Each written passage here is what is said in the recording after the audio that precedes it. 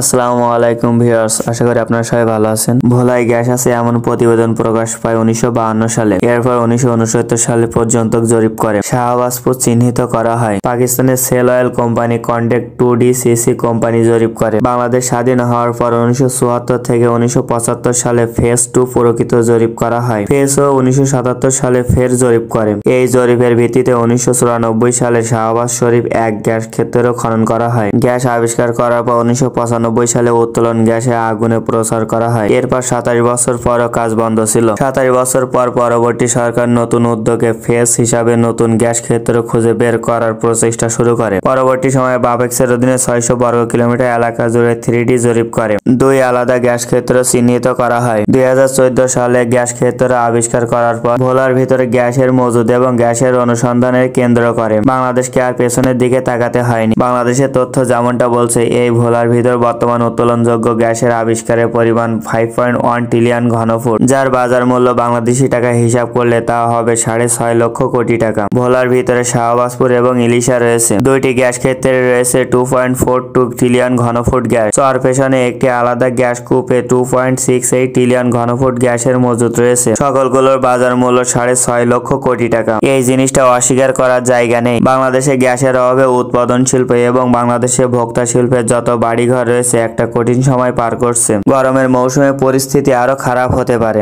এমন একটা পরিস্থিতিতে ভোক্তার গ্যাস আমাদের জন্য বড় নিয়ামত হিসাবে কাজ করতে পারে, আমাদের অর্থনীতি পরিবর্তন করে দিতে পারে। ভোলার প্রাকৃতিক গ্যাস প্রায় $60 ট্রিলিয়ন প্রাকৃতিক গ্যাস মজুদ রয়েছে। এই গ্যাস আমরা জাতীয় অর্থনীতি বৃহত্তম স্বার্থের জন্য কেন আমরা ব্যবহার করছি না? দেখুন, আমাদের নিজের দেশে $60 ট্রিলিয়ন সম্পত্তি পড়ে রয়েছে। তখন আমরা কেন ব্যবহারের উদ্যোগ না নিয়ে যুক্তরাষ্ট্রের সঙ্গে বছরে 50 লক্ষ টন মার্কিনী যে কোম্পানি রয়েছে তাদের সাথে বড় আকারে এলএনজি আমদানি চুক্তি করলাম। 50 লক্ষ টন এলএনজি আমদানির জন্য বাংলাদেশের অর্থনীতিতে প্রতি বছর $3 থেকে $4 ট্রিলিয়ন চাপ তৈরি হবে। যারাই ক্ষমতায় আসে তারাই গ্যাস আমদানি করতে চায়। এই জিনিসগুলো নিয়ে মানুষের মনে প্রশ্ন থাকে। বাংলাদেশের রাজনীতিতে কোনো সিস্টেম না থাকলেও সিস্টেমে কিন্তু রাজনীতি আছে, যার জন্য আত্মনির্ভরশীল হওয়া থেকে বিদেশ থেকে আমদানি নির্ভর হওয়াই স্বাচ্ছন্দ্য বোধ করে যারাই ক্ষমতায় থাকেন। ভোলার ভিতর থাকা প্রাকৃতিক সম্পদ কেন জাতীয় গ্রিডে যুক্ত হচ্ছে না, জাতীয় অর্থনীতিতে ব্যবহার হচ্ছে না? এক্ষেত্রে পূর্বে সরকারের ব্যাখ্যা রয়েছে। সেটি হলো দ্বীপ জেলা ভোলায় একটি দ্বীপের মতো জায়গা, চারিদিকে নদী। জাতীয় গ্রিডে যুক্ত করতে হলে পাইপলাইন তৈরি করতে হবে।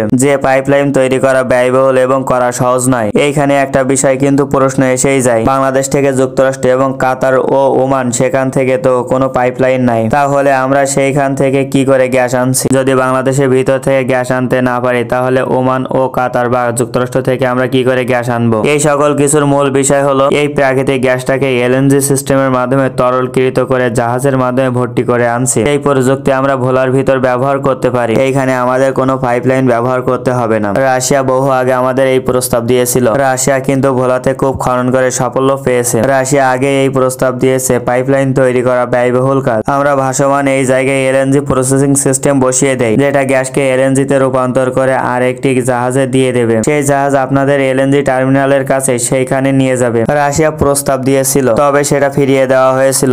এর পূর্বে সরকারও ফিরিয়ে দিয়েছে এবং বর্তমান সরকার তো ক্ষমতায় এসে রাশিয়ার সাথে সকল প্রকল্প বাতিল করে দিয়েছে। যাই হোক, এই বিষয়কে কেন্দ্র করে বড় আপডেট হলো, অবশ্যই ভোলার প্রাকৃতিক গ্যাস এলএনজি রূপান্তর করার মাধ্যমে বাংলাদেশের সরকার জাতীয় গ্রিডে ব্যবহার করতে যাচ্ছে। এর জন্য আমাদের বড় বড় স্টেক হোল্ডার রয়েছে, রাশিয়া সহ আরো কয়েকটি দেশ। তাদের কাছে আমরা সহযোগিতা চেয়েছি, রাশিয়া আশ্বস্ত করেছে তারা সহযোগিতা করবে। জানিয়ে দেবেন আপনাদের গুরুত্বপূর্ণ মতামত। ফিরে আসবো নতুন কোনো ভিডিও নিয়ে আবার। আল্লাহ হাফেজ।